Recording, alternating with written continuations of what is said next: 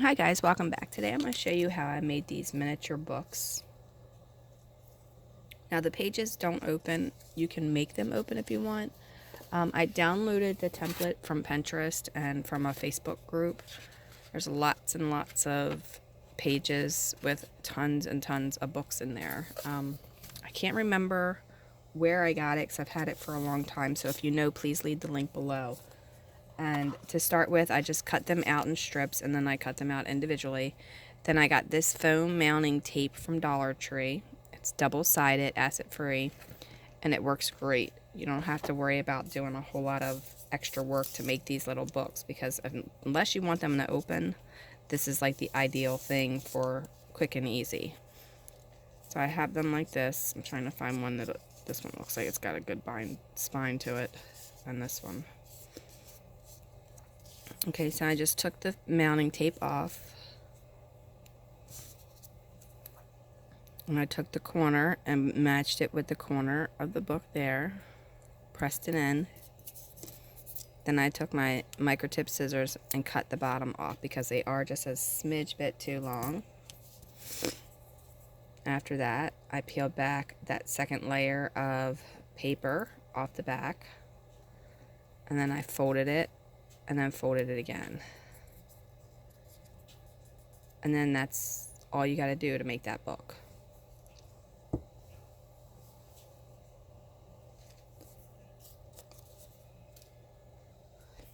Okay, so I'll show you one more time. You just peel back the stickiness off of the roll. Take the book, put it on there like that. And that one I just kind of did a little wonky. So I'm going to actually trim both pieces. And then again,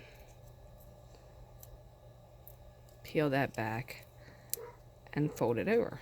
If your book is a little off-centered, like how I started that one a little crooked, just trim it and you won't really notice it because it's so small you can't really tell the difference.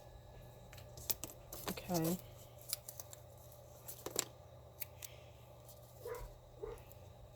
Alright, and one more for the road. Let's say, do the same thing.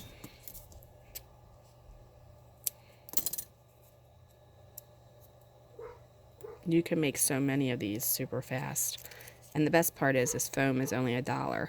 Now, in the PDF that she has given, she has put pages and stuff in there where if you want them to actually open, they will.